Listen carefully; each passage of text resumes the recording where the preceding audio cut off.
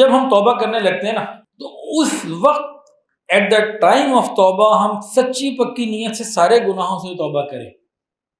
بعد میں ہو جائے وہ الگ بات ہے، وہ ایک الگ مسئلہ ہے، جب ہوگا تو ہوگا. ابھی جب توبہ کے وقت گڑبڑ ہم نہ کریں، اپنی کو لیلا نہ چھپائے رکھیں. اب شیطان خیال ڈالتا ہے کہ تم توبہ تو کرو گے پھر فلاں گناہ میں پڑ جاؤ گے، تو گویا توبہ ہی نہ کرو، کیا فائدہ؟ جب سچی ہو ہی نہیں سکتی تو ضرورت کیا کرنے کی؟ تو اس میں بڑی پیاری بات ہے. ایک آدمی یوں کہے نا، اے اللہ میں توبہ کرتا ہوں پھر ٹوٹ جاتی ہے. جیسے شیطان بھی خیال کے ڈالتا ہے تیری توبہ تو سچی ہونی نہیں، پھر گناہ ہو جانا ہے، فلاں چیز سے تو اسے چھوٹنی نہیں ہے، تو کیا فائدہ ہے ایسی توبہ؟ اب اسی بات کو، شیطان کے اسی وسوسے کو، اپنی اسی کیفیت کو اللہ کے سامنے عاجزی کی بنیاد بنا کے رکھ دے، مغفرت لے لے.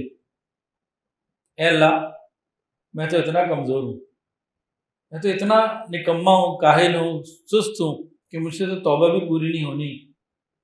اللہ آپ ہی مہربانی فرما دیجئے، مجھے بچا لیجئے، میرے اختیار میں کچھ نہیں، آپ ہی کچھ خاص کرم کر دیجئے.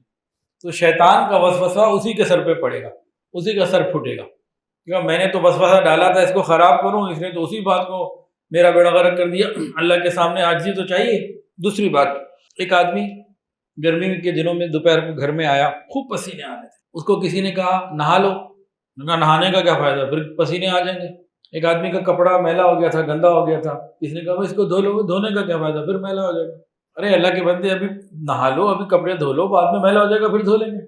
تو یہی توبہ کے اوپر ہے، توبہ تو سچی کریں نا، بعد میں غلطی ہو جائے گی پھر توبہ کر لیں گے. ابھی توبہ کرتے وقت کیوں ڈنڈی ماریں؟ ابھی ڈنڈی نہیں مارنی.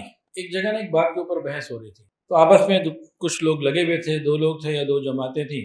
تو وہاں کوئی ایک عام سے بوڑھے آدمی گزرے، عالم نہیں تھے، بڑی عمر کے ہوں گے، سفید داڑھی والے کو گزرے.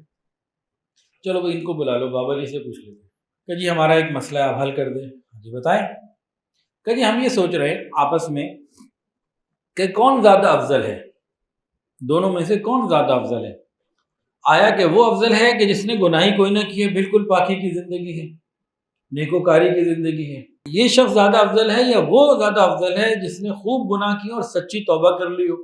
اب یہ سچی توبہ کرنے والا زیادہ افضل ہے یا یہ نیک آدمی جس نے گناہی نہیں کی یہ افضل ہے؟ تو ایک گروہ ہم میں سے کچھ لوگ کہتے ہیں کہ نیکوکار افضل ہے، کچھ کہتے ہیں کہ بھئی توبہ کرنے والا افضل ہے. تو آپ کی کیا رائے ہے؟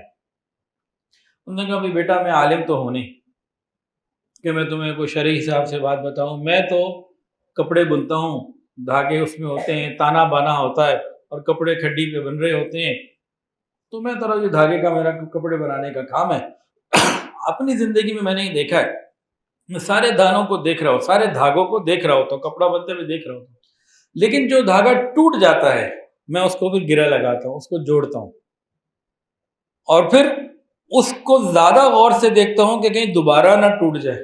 دیکھ تو ساروں کو رہا ہوتا ہوں، لیکن جو ٹوٹ چکا ہوتا ہے، جس سے دوبارہ جوڑ میں نے لگایا ہوتا ہے، اس جوڑ والے حصے پہ میری زیادہ نگاہ ہوتی ہے کہیں پھر نہ ٹوٹ جائے. تو ہو سکتا ہے اللہ کی رحمت کی نظر بھی اس پہ زیادہ ہو، جو توبہ سے بار بار جوڑ رہا ہو. اللہ اکبر. اللہ رب العزت تو اتنے مہربان ہیں، توبہ کرنے والے کی توبہ پہ خوش ہو جاتے ہیں. شیطان نے قسمیں کھائی تھی میں بہکاؤں گا، اللہ نے بھی قسم کھائی تھی، فبعزتی وبجلالی، میری عزت کی قسم تو انہیں بہکائے گا، یہ گناہ کریں گے، کرتے رہیں گے، جب یہ میرے در پر آ جائیں گے سچی توبہ کریں گے سارے معاف کر. کیسا اللہ کا رحمت کا معاملہ ہے، کیسا اللہ پیار کرتے ہیں اپنے بندوں سے. ویڈیو کے نیچے سبسکرائب کے بٹن پہ کلک کریں، بیل کے آئیکن پہ کلک کیجئے تاکہ ہر نئی ویڈیو کی نوٹیفیکیشن آپ کو مل جائے.